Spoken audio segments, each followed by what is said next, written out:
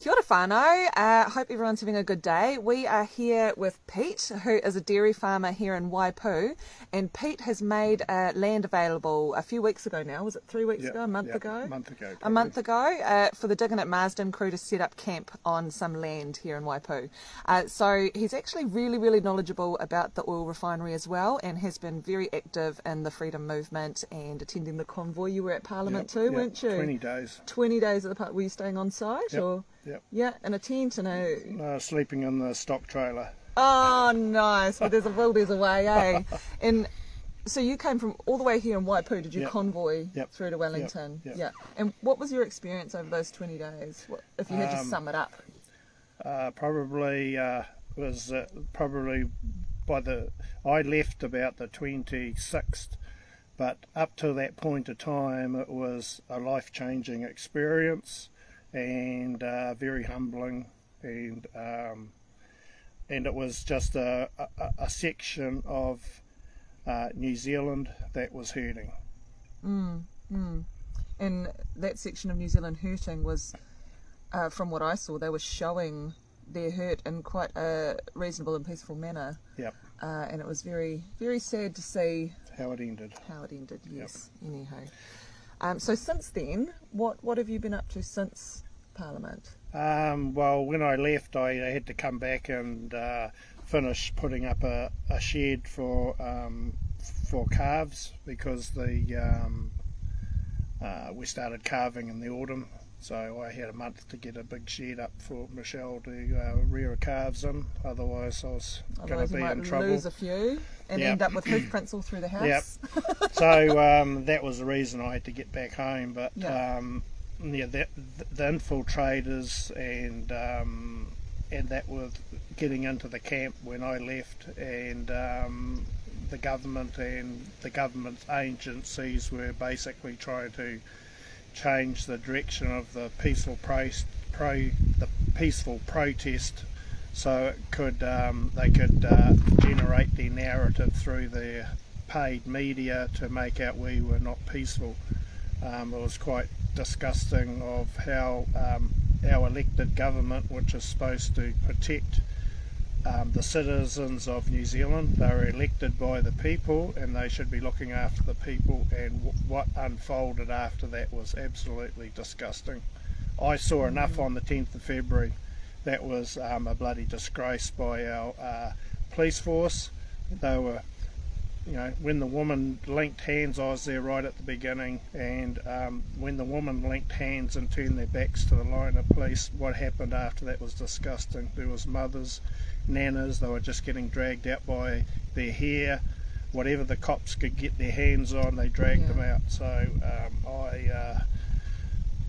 I looked after all the people that were in front of me. I just, it was just absolutely disgusting. I never thought this would happen in our country. Yeah, I mean, we always knew that it was there somewhere in the darkness of our country, but seeing it all in broad daylight in the middle of the day with thousands of people around, and that sort of stuff you can't simply unsee. Oh yeah, it was terrible. So everybody who saw that day, I believe, has been put on a different trajectory in life. And I could see there was policemen and policewomen. You could tell by their faces, especially that morning when they put all of the concrete blocks and that out. There was, I could see there was women police officers. They had tears in their eyes. They didn't want to be doing what they were doing, but they're forced into that, the same as the rest of New Zealand was forced into getting an injection to keep their job. It's a horrible state of affairs this country has got into. So how did you end up managing to provide land for the Dig In At Marsden crew? Like, do you have some connections there with the organisers, or did you just see a need and put your hand up, or what? How did this come to be? Well, basically, Michelle and I are dairy farmers. For people, they probably don't understand how a dairy farm works. Everything that we bring in to run our farm, like fertiliser, chemicals, grass seed, everything that comes in is reliant on, there's a fuel component in whatever is involved. So basically all the companies that supply products or services to any dairy farmer or any producer in New Zealand, whether they're growing vegetables, they're horticulturalists, whatever, we're all in the same boat. Someone's dictating the price, and when we're selling stuff out the other side to try and generate income to pay our bills, someone outside the gate is also dictating what the farmer's going to get for his produce that he is growing, like whether it's beef, milk, lamb, wool, avocados. I was an avocado grower for 10 years. Tomatoes, hothouses, we're all dictated to what we're going to receive for our work. And these people that are buying our produce, they are cost plus too. So whatever is going up, i.e. fuel, which is another major component, that becomes part of their cost. So in reality, the producer is getting screwed with everything that comes in, and he's getting screwed with everything that he's selling off, whether it's milk or whatever. It's being dictated. And with fuel now, like there's dairy farmers I've been talking to now that within the last month they've had a 20% increase in their cartage of stock already. That could happen again next month. Again, with the way fuel is now, it's just going crazy. And the producers of this country and every wage earner in this country is also in the same situation. And I assume there's lots of people that are on salaries and they're just wage earners. You're in the same boat. You are at the end of the line. So everyone puts all their costs on and they pass it on. So the farmers, the growers and the wage earners, we're all in the same boat. We just have to try and make our household budgets. If you're a wage earner, you're paying rent, you've got kids at school, you've got electricity, all of these bills, your car, and when you go and put fuel in your car, it's gone up. But your wages haven't gone up. You're in no different situation to any dairy farmer in New Zealand. Our payout, I would say the dairy farmers have got a reasonable payout at the moment, but I've been in the dairy industry for over 30 years, and it's going to go down. But all our costs won't go down, they'll stay up, and we're going to get screwed big time. There is a big shitstorm outside just around the corner, and anyone that's old enough to remember carless days and what happened then, what's coming, I think, is going to be nothing to what we've already experienced. It'll be horrific. I'd have to agree. So from what I'm hearing in this korero, what you're saying, I like to reiterate because it helps me understand things a bit better. So what I'm hearing is, with this Marsden refinery closing, it's going to have the effect of increasing fuel prices, which will in turn increase the price of basically everything else. So if you're in the agriculture industry, if you're in the horticulture industry, you need things like fertiliser delivered, you need things like feed delivered, you need to grow maize, you need to grow crops, and everything that you need to be able to grow these things and provide these things to your animals and to your plants is reliant on transport, which the cost of the transport will be rising with the increased cost in fuel. Cost plus. And that increase in cost will be seen at the consumer end, where the increase in food prices go, with no increase in earning for the farmer. Is what I'm hearing. Nothing. So food prices, timber prices, all sorts of prices are going to go up. But who's benefiting from these price increases? Corporates. Anyone that is producing a service or anyone like that they can run their business. They add all their costs on, they put their profit margins on, and then they move their product or service on to the consumer or farmers or whatever. And it doesn't worry them that much. They just pass the cost on. And it's the people that cannot pass the cost on that is going to pay. People like big me time. who walk into the supermarket, buy a bottle of milk, go, Yep. oh my God, it's $5.50? Yep. And then I'm going to blame the farmer. Yep, it isn't. But it's not the farmer. We're supplying Fresher Valley. We were supplying Fresher Valley. And at that point of time, that was about 2 years ago, we moved back to Fonterra. And at that time, we were getting, for a litre of milk, we were getting, it was about 50 cents a litre, I think it was. So, and then that's the farmer. He has to run his cows all year and supply the milk, and that's basically what we were getting. And then, and then when the milk is sold on, it's cost plus again, because they're putting their manufacturing costs on, running their plant, their wages, and they add their fuel component and a profit margin, and then it's on sold to the consumer. Who bears the real cost? Yep. Yep, the wage earner of this country. So, yeah, at the end of the day, this is going to affect everybody. Big time. Hugely. And not just through the cost of food. Through the cost everything. of everything. Everything that basically has to go in the back of a truck and be transported from one place to another, the price of that is going to increase.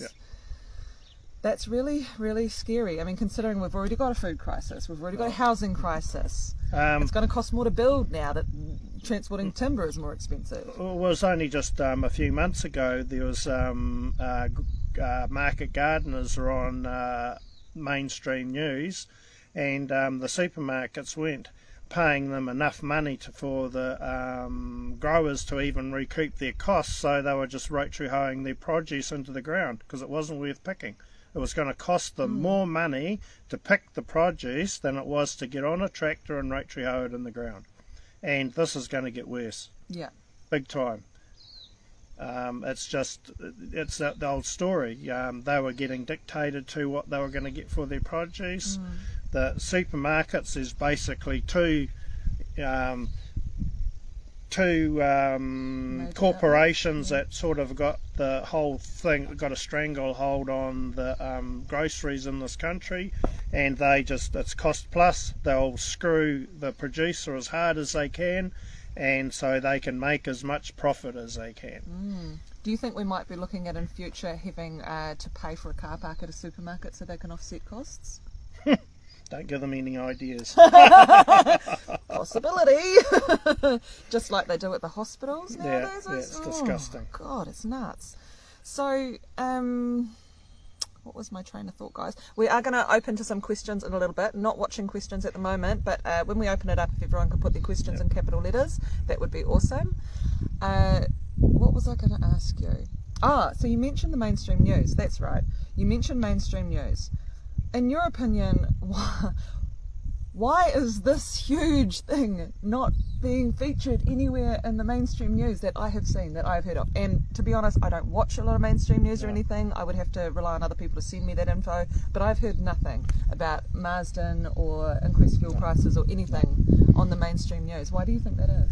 The only time I've seen anything on was when the shareholders were having a vote on whether they were going to keep Marsden Point going or not last year.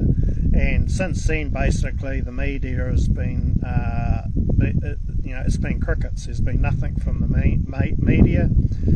Just recently, I rung Country TV, which is a channel on Sky TV. I think it's 81 or something, Country TV, and I thought, well, that's probably... what's on Country TV? What sort of stuff do you see on there? Well, it's really the rural person's channel. It has all of the bits and pieces, what's happening on updates, stock sales, the weather. Is it a New Zealand show? Yeah, it's a New Zealand show, Country TV. Mark Leishman fronts it. Yeah. And I thought, I rung them up, and I was talking to Helen Page, I think her name was, and I emailed her the Secure Marsden refinery website, and also too I've just did a video live with Troy Allen from Freedom Speakers of New Zealand from Christchurch. I think that's that was shared on our page last week, I think, or was it the week before you guys did it? It's nearly 40,000 views. Yeah, that's pretty good. So so I emailed those things through to Sky TV, and I got an email back just probably a day or two ago saying that their editing department are not even interested in talking about Marsden Point and what's happening. Did they give a reason for that? I sent another email back to ask what their reasons are, but to this point of time I've had no reply. No response. I find it quite disgusting because fuel is an extremely important component of it's a huge issue of agriculture in this country. I've actually from the negative response that I've got from Sky TV, we're going to be cancelling our through Sky TV. We're going to cancel our subscription to that channel now, because I don't think they're being very honest with how they are portraying New Zealand, and for them not even to be interested in Marsden Point and how that's been hijacked by Ampol. And the huge effect this is going to have on our whole country. I find country TV is no better than mainstream media. I'm actually bloody disgusted. Yeah, it's disgusting.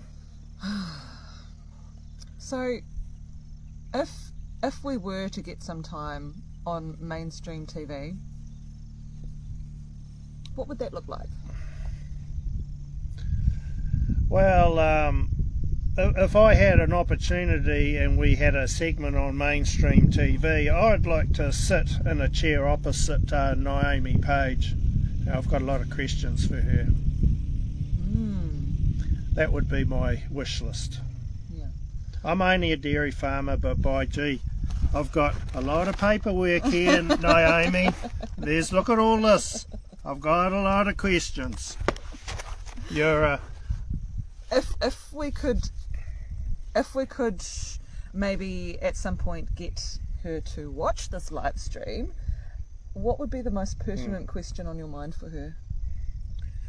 You have got no concern whatsoever for the future economic viability of this country with your sabotaging tactics that you have with our industry. My parents worked their backsides off along with everyone else's parents, their grandparents, to get that facility at Marsden Point for times like this. It is an absolute disgrace. You should be ashamed of yourself.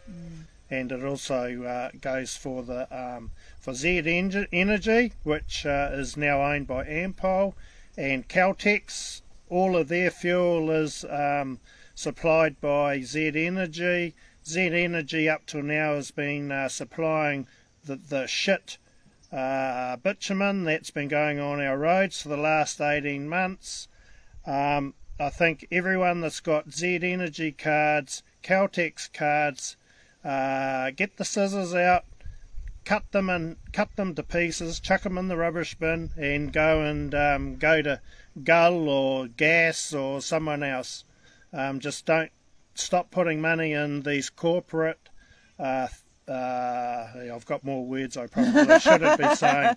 What I'm hearing is it's if you're going to go get Yep. petrol, get it from Gull or Gas. Yep. Yeah. What is the reasoning between using Gull for using Gull and Gas? They're been independent companies, and I suppose with their efforts, I've been probably keeping the BP and Mobil and Caltex and Zed probably at bay a little bit. And so not allowing them to have the full monopoly. In Australia at this point of time, Australia had about 8 or 10 refineries. That's been reduced down to now 2 refineries. So Australia is actually dependent on a lot of fuel also to be shipped in out of the Singaporean refineries. Well, they've only got 2 refineries left. Yeah, and how's their sort of economy going? Well, they're relying on a lot of imported fuel as well. If China blocks all the Asian shipping lanes off, we had it. And that's something beyond our control as a New Zealand country. So with Marsden Point, like Marsden Point at the moment has just gone through a 4-yearly shutdown, which is what normally happens anyway, and it's all been cleaned. And to clean it out, a lot of it has to be pulled apart, and that process is probably coming to an end now. And for all Kiwis to sit on their hands and sit back in their chairs and waiting for someone else to do all the heavy lifting, we're going to be at the mercy of Ampol and other refineries in Asia, and we will have no ability to refine our own fuel. You know, there's 5% of our crude requirements comes from Taranaki. We can't even refine that anymore. Also, you know, like it's fertiliser, like all the sulphur was coming out of Marsden Point for our fertiliser, and those big trucks with the compressed pressurised containers on, those they're like big round shipping containers, those were full of liquefied CO2. That was all captured out of the Marsden Point refinery, and that was used for industrial and for food processing. So where's all that going to come from? That's another cost that we're all going to bear the brunt of, big time. Guys, a fantail flew past. As you know, I have a big fantail phobia, and I totally lost track of anything that was being said just then. I was actually considering getting out of my seat and walking away. But we're not going to do that right now. Sorry, you might not know. There's a fantail right there. It's freaking me out. They're here all the time. Oh, it's only when they could have told me that before I came over. It's only when they fly in the house, isn't it? Oh, no, I've got goosebumps right now as we're talking. Sorry, guys. Zeb's distracted. Slightly freaking out. You seem really, really knowledgeable in this area. Right. It's all right. I'm not going to cry, promise. So could you tell me some more about Ampol? I've only heard that company name a few times over the last couple of weeks, and this is my first time sort of hearing a bit more about it. Well, you might go down a bit of a rabbit hole you don't want to go down. Give me it in the 3-year-old picture book, little word sort of. Yeah, Ampol is, I actually haven't dug that deep into it. Okay. But Ampol owns Zed Energy. Yep. Is that right? Yeah, that was a mum and dad's, when Zed Energy was formed after Shell got out of New Zealand for selling fuel and that. And Shell is a massive, big worldwide company. Zed Energy was formed for Kiwis. There was a lot of mum and dad shareholders in that, and Ampol had been vigorously going around and buying up the shares from mum and dad, and so that's how they became. They got more than they got 51%. Control of the company, and of course it's just gone from. You've got that extra niggly 1%. Yep. Therefore, you have control. But I sort of started looking into the owners of Ampol and that, and it's funny. You've got Vanguard and BlackRock appear again. I've heard Vanguard and BlackRock being mentioned before. They're notorious for. Probably the 2 biggest corporations in the world, and they got their fingers in everything. In every single pie. Okay. Yeah.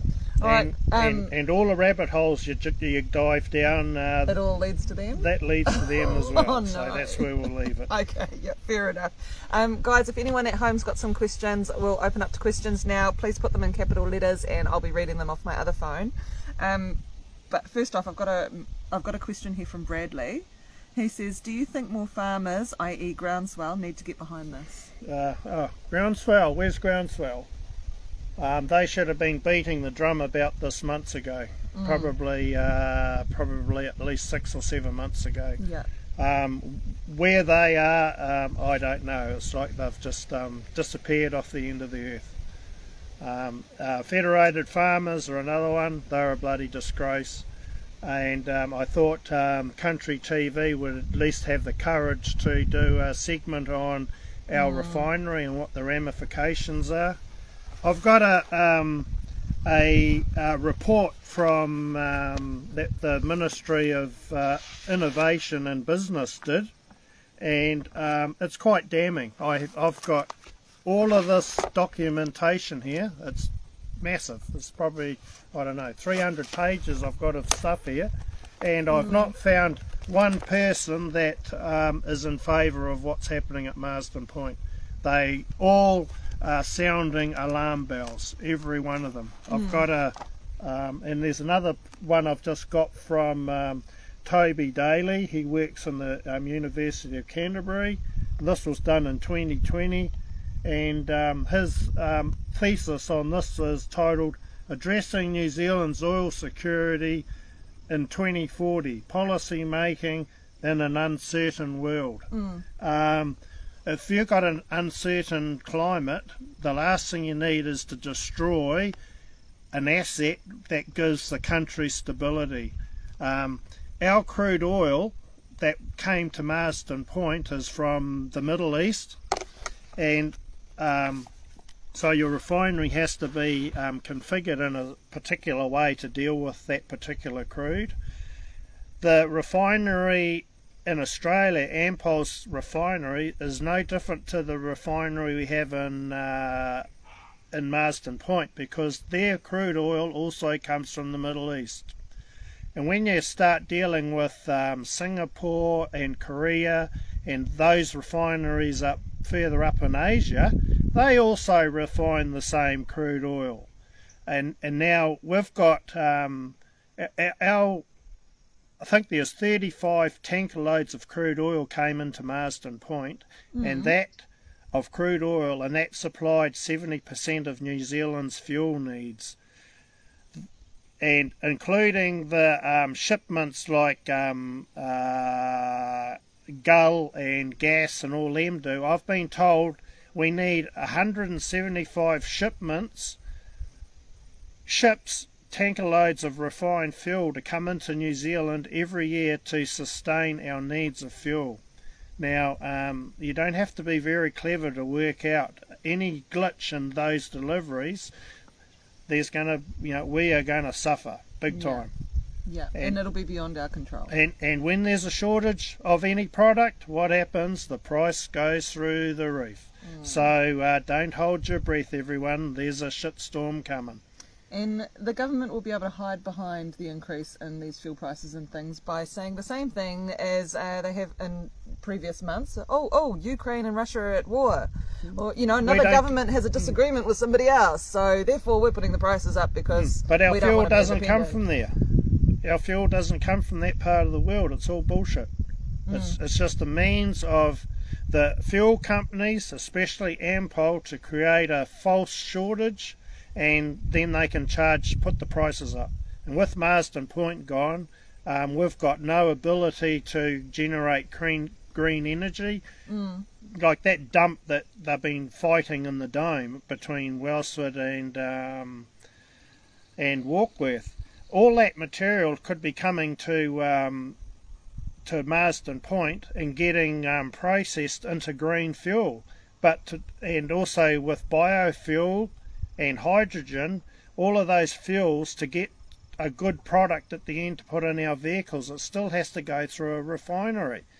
So why are these, I won't say the word, these individuals out at Marsden Point purposely sabotaging our independent fuel supply? It's absolute nuts. This government could come in and stop that right like yesterday if they wanted to. They're sitting on their laurels. There's another message for James Shaw. Where are you? We've got we talk about our carbon footprint. All of a sudden we've got all of these extra fuel tankers have to come to New Zealand to supply our needs now. Where's the carbon footprint of that, my learned friend? Have you got your head under the bloody pillow still? I'm wondering when you're going to get it out and take the blinkers off and start practicing what you preach.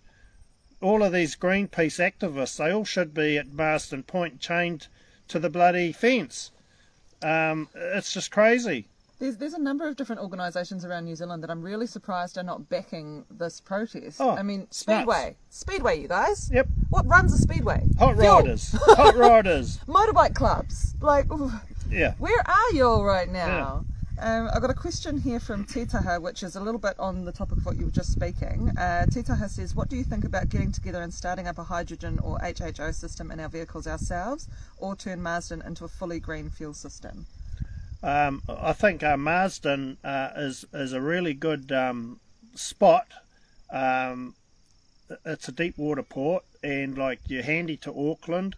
You've got Hamilton. You've got a lot of these places that are generating all this plastic waste, and that can be all converted into energy to power our vehicles. I spent 3.5 hours in a home of a refinery operator who had worked in Marsden Point operating the refining equipment for 30 years, and the technology that's available now, like all our waste, everything that you put in your rubbish container that gets chucked out, that actually can be converted into fuel for our vehicles. It is just absolutely nuts. Once again, where is the Green Party? They're sleeping at the wheel. It's just disgusting. I'm here. I'm fighting for this, for basically the future generations and the kids of this country. Like, I'm going to be 63 in another month, but it's just the whole principle of it. You know, we should be able to leave the world in a better place than we find it.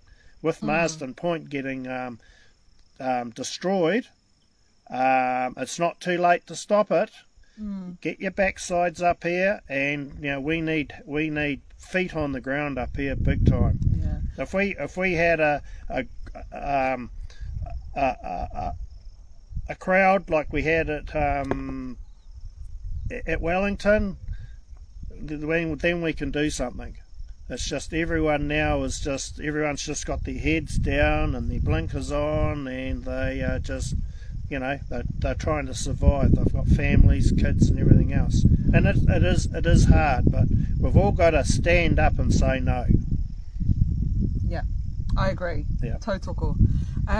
Hey, so as you may or may not know, there were a couple of container trucks or hire trucks that left Marsden Point yesterday, and there were also 4 more that left this morning. All very similar looking trucks, all with the big blue containers on the back. There have been indications from Brad that might be old catalyst in those trucks. What's your opinion? I think the catalyst, all they do is add more stuff to it because it slowly wears away. It's actually granules is what does the catalyst, and it sits in a container where they pump all of the residue of the crude oil into to break the carbon chains down. So if you shorten all the chains up, that's how they generate all that back into fuel and jet fuel. I don't know what they're taking away. It has been followed. The trucks have been followed to see where they're going, but we need feet on the deck up here. It's just there's not enough people here. Once this facility goes, you know, we're toast, big time. Yeah. And Nathan Saunders asks, what should be done now if the catalyst is being shipped out by the container load? Should there be a change of tactics? The catalyst is quite a big piece of equipment, but it's full of granules. The granules quite small. It's about $200 million. The catalyst is worth about $200 million because it contains. How big is it, size-wise? It's a container, and they just keep putting bags of this pellets in it. It's like metal pellets. It's rare earth, and when the crude is heated to, I think the operator, he said, they heat it to about 250 degrees. Whoa. Celsius, and it's pumped in at about probably 3,500 psi. It's pumped in through Whoa. this catalyst, and that's what breaks the carbon chains up. So that's how they can generate. I asked the operator, how efficient is the refinery for recovering crude oil per barrel of oil? And he says they recover over 95% of every barrel of oil. That's how efficient our refineries is here in New Zealand. I've got a document here in here in this pile of papers that there was a company in Australia was wanting to take a fair bit of our parts out of our refinery, and they were going to set it up in Australia for making biofuels that'll be with various wastes, crops, and they were going to use that to generate biofuel. Like, our technology is here, it's in New Zealand to do it. It just needs the will of like these refuse companies and that, and to get it up into Marsden. Marsden's got quite a vacant land lot there, a massive area that this process could be built on to extract the I think they call it the goo that would come out of it. It's burnt in an oxygen-free environment, and so there's no oxidizing happens, and the goo that comes out the bottom of it, that is what goes into the refinery, and that's how they will turn that into fuel for our vehicles. So the granules that are metal, do you know what kind of metal it is? Like, I've heard platinum, I've heard... Oh no, it's a really, really rare earth. I'm not sure on what it is. It's in so the realm rare, of lithium. we don't even know the name. Yeah, it is. It's yeah. No, all good. It's a rare earth metal. Yeah. And whoever designed it was pretty clever, but... So Raywin asked, and this is a good question, will the fuel they bring in be okay for our vehicles, or is it going to cause damage to our engines? At the moment, our jet fuel that we put into the big jet planes is only 300 parts of sulphur in the kerosene, and the reason, and the international standard for jet fuel is 2,000 parts per litre of, I'm sorry, it's 2,000 parts of sulphur. Why they have our jet fuel down at 300 parts per million is because as they put the various products through the line from Marsden Point to Wiri, which is, that's quite a few hundred kilometres of pipeline, it can get contaminated. Our diesel's only 10 parts per million. So with this jet fuel that's coming into Marsden Point now at 2,000 parts per million, that's going to be contaminating our diesel. So it's going to be extremely difficult for the channel infrastructure to keep the specification of our diesel where it is. It's 10 parts per million is not a lot of sulphur in the diesel, and it doesn't take much to blow it over 10 parts. So how they're going to get over that hurdle, I don't know. I think it's just going to end up in the supply of our vehicles. So when your modern diesels, all the injectors start clogging up and all the rest of it, hopefully there's going to be a big court case against channel infrastructure and the fuel companies. And just not so subtly changing the topic, not trying to change the topic, but I do have a pressing question. You mentioned before about the Green Party. I'm just wondering, from a political standpoint, what parties should we be following through this movement? I'm still learning about politics. I'm interested in people's opinions. You mightn't like my opinion. I've got to start somewhere. Everyone, when the next election comes, everyone has to vote. Get out there and vote. But the four parties that are in Parliament at the moment neither of them deserves one vote from anyone in this country. They have let this country down extremely bad. They've there is no recourse for the four parties that are in Parliament.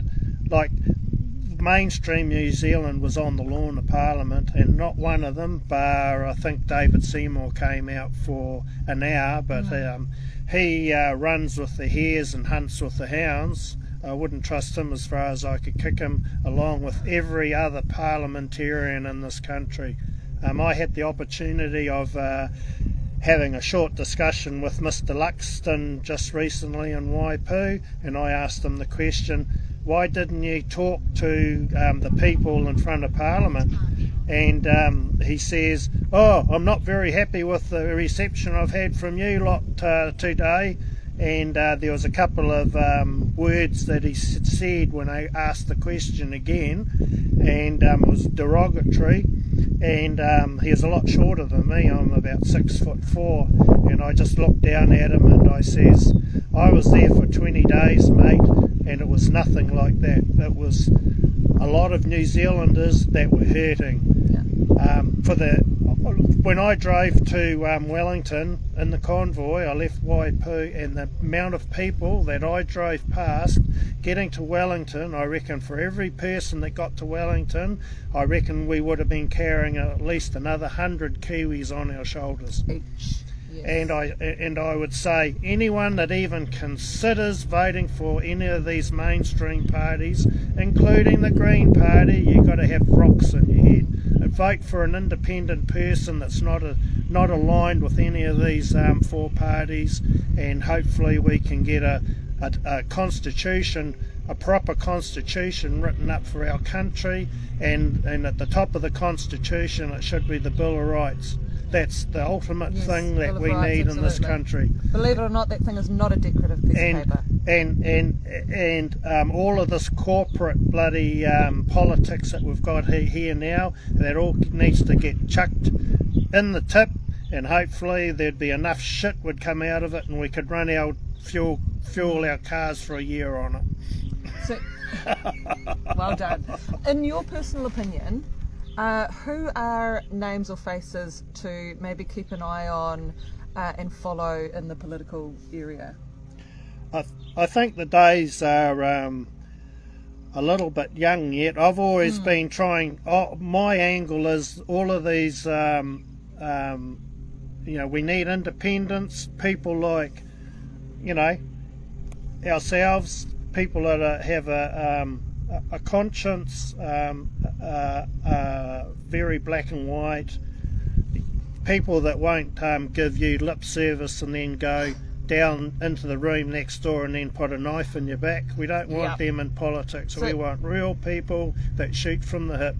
If there's something said that you don't like to hear, it should be said anyway. So is there anyone like that at the moment that you're keeping an eye on, that maybe I should keep an eye on, maybe others should keep an eye on? There's really, I think we just got another, we've got 18 months to go, and I think, within the next 6 months or so there'll be something. When we were in Wellington, there was one party that was running around with flyers, and they were saying, this is what we're going to do if we get into power, and that was the New Nation Party. New Nation Party, haven't you? But we just got to see, we've got to get all of these people that are really pissed off with how this country has gone down this rabbit hole. We all got to get an individual in each electorate, so we're not splitting the vote. So people that are pissed off with Parliament the way it is at the moment, they've got one person that all those votes go to in each electorate, and if we can do that, we're going to get control of our country again. National Labour Act and the Green Party, they're just a bloody disgrace, and they're not worth, I wouldn't trust them as far as I could kick them. This country, we're a very wealthy country, we've got resources, we're a net exporter of food, the world needs us for our food that we can produce. So, I think we just got to tell the UN, the WHO, and all them to go and get stuffed, you're of no use to us, and we just start again. Yep. We want to be independent. Yep. We don't want to rely on other countries and other governments and other arguments. Because we're at the bottom of the world. We're a pimple on the backside of the world. We're a juicy pimple, though. We're a juicy pimple. Yeah. When it comes to economic things, we get used as an experiment, and it's got to stop. Yes. We've got to put our heads up and become proud people of this country again, and I'm talking about every person that's in this country. It doesn't matter what race you are, whatever. We're all the same, and we're in it together. Yep, team of 5 million. That first 20 days of in Wellington, that was an organic movement, and this country has to move on with that same sort of thing. We're all full of ideas, and if we can all have our discussions and we can all compromise a little bit for the main direction of this country, we will have a great country. The people that don't want to compromise, bugger off, we don't need you. So Pete, I'm very aware right now that we've run right over time that you said you were available for today. I'm thinking we'll wrap it up. Is there anything you want to address before we close it off? Get up here at Marsden, please. Please. Time's running out. Please. Yeah. In all seriousness, please. Yeah. Thank you so much, everybody, for tuning in and catching up. We will catch you a bit later tonight for Paul Mardier from Admin Lisa's house. So thank you, guys. Kia ora. Ka kite. Thank you. From Lionel the Lion.